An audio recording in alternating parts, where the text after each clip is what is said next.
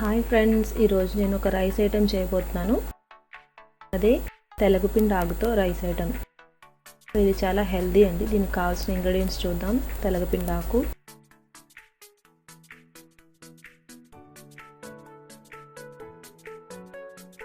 Rice ఒక cup, carrot cut చేసి పెట్టుకోవాలి, బఠానీ,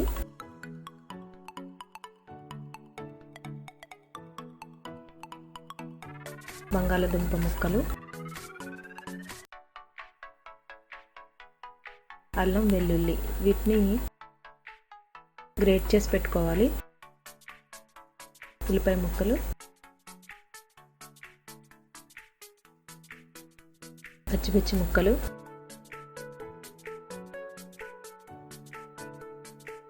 పుదీనా,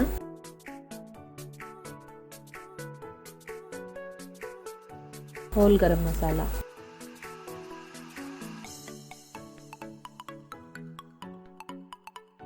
కొద్దిగా పసుపు, రుచికి సరిపడా సాల్ట్, ఒక నిమ్మకాయ.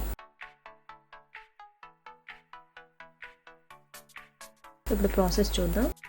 ముందుగా మనం రైస్ కడిగి నానబెట్టుకోవాలి. తర్వాత స్టవ్ పై ప్యాన్ పెట్టి ఆయిల్ వేసుకుని ఇందులో హోల్ గరం మసాలా వేసి వేయించుకోవాలి.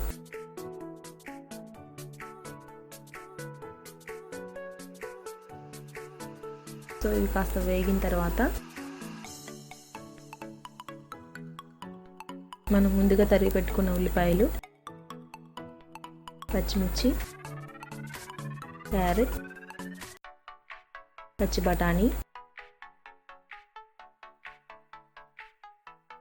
పొటాటో ఇవన్నీ వేసి కలుపుకొని వేయించుకోవాలి. సో ఈ ఆకు గురించి చాలామందికి తెలిసే ఉంటుందండి. మనకి ఈజీగా మార్కెట్స్లో అవైలబుల్గా ఉంది. దీన్ని కొండపిండి ఆకని, తెలగపిండి ఆకని, కిడ్నీ ఆకని చాలా రకాల పేర్లు పెట్టి పిలుస్తూ ఉంటారు. ఒక్కొక్క ప్రాంతంలో ఒక్కొక్క పేరు పెట్టి పిలుస్తూ ఉంటారు. ఇది natural remedy for kidney stones అనమాట. అంతేకాదు మన కిడ్నీస్ని ప్యూరిఫై చేయడానికి కూడా ఇది చాలా ఉపయోగపడుతుంది. సో అందుకే ఈ ఐటెంకి నేను ఈ పేరు పెట్టాను. సో రాళ్ళని కరిగించే రైస్ నిజంగానే ఇది కరిగిస్తుందండి. సో రెగ్యులర్గా మనం వీక్లీ 2 times తీసుకుంటూ ఉంటే, పప్పులో కానీ ఇలా రైస్ ఐటెంలో కానీ చేసుకుంటూ తింటూ ఉంటే మనకి డెఫినెట్గా మనకి గుణం కనిపిస్తుంది. సో మీరు కూడా ట్రై చేయండి. చాలా ఈజీ ప్రాసెస్. సో వేగిన తర్వాత మనం ఇందులో ముందుగా శుభ్రం చేసి పెట్టుకున్న తెలగపిండి ఆకుని వేసి ఇది కూడా కాస్త వేగనివ్వాలి.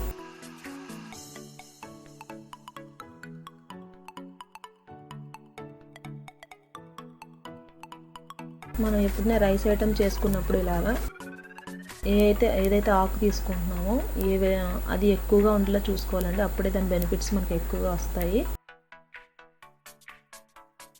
ఆకుకూర ఏదైనా సరే కొంచెం ఆయిల్లో వేసేసరికి అది మగ్గిపోయి చాలా తక్కువ అయిపోతుంది క్వాంటిటీ. సో మనం ఎక్కువ తీసుకుంటేనే మంచిది.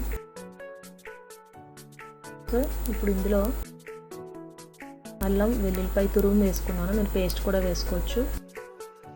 ఎక్కువగా స్పైస్ ఎక్కువగా కావాలనుకున్న వాళ్ళు 2 teaspoons వేసుకోండి. లైట్గా కావాలనుకున్న వాళ్ళు 1 teaspoon సరిపోతుంది. సో ఇలా వేసుకున్న తర్వాత కలుపుకొని పెట్టుకోండి, వేయించుకోవాలి. వేగిన తర్వాత ఇప్పుడు మనం 1 cup రైస్ తీసుకున్నాను. 1 cup రైస్కి 2 cups వాటర్. అది ముందుగా నానబెట్టుకున్నాం కాబట్టి 2 cups సరిపోతుంది.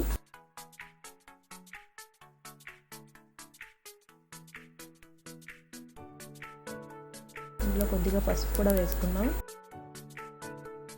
పసుపుతో పాటుగా మన రైస్కి సరిపడా సాల్ట్ కూడా ఎప్పుడే యాడ్ చేసుకోవాలి. సో అప్పుడే కరెక్ట్గా టేస్ట్ వస్తుంది మన రైస్కి.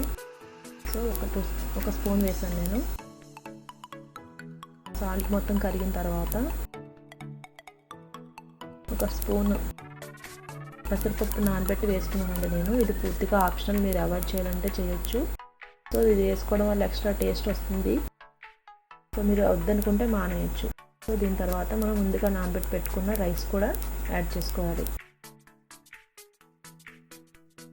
తర్వాత కొద్దిగా పుదీనా. సో దీంతో మన రైస్కి మంచి ఫ్లేవర్ వస్తుంది. ఇలా రైస్ సగం ఉడికిన తర్వాత ఒక స్పూను నిమ్మరసం కూడా యాడ్ చేసుకుని కలుపుకొని మూత పెట్టి మీడియం ఫ్లేమ్లో ఉడికించుకోవాలి. సో చూడండి, సో ఇది దగ్గర పడింది కదా. సో ఇది అయిపోయిందండి, రైస్ రెడీ అయిపోయింది. సో మనం డిష్ అవుట్ చేసుకున్నాం. సో ఈ రెసిపీ చాలా హెల్దీ అండి, especially for kidney patients. Weekly at least ఇందాక చెప్పాను కదా 2 times మీరు తీసుకున్నట్లయితే మీకు చాలా ఉపయోగపడుతుంది. ఎప్పటికప్పుడు కిడ్నీస్ని క్లీన్ చేస్తుంది. దీంతోపాటు వాటర్ కూడా ఎక్కువగా తీసుకుంటే మీకు చాలా హెల్ప్ఫుల్ అవుతుంది. సో ట్రై చేయండి ఈ రెసిపీని మీరు కూడా. సో ఈ రెసిపీ మీకు నచ్చినట్లయితే ట్రై చేయండి, టేస్ట్ చేయండి, ఇంకా మా ఛానల్ సబ్స్క్రైబ్ చేయండి. Thank you.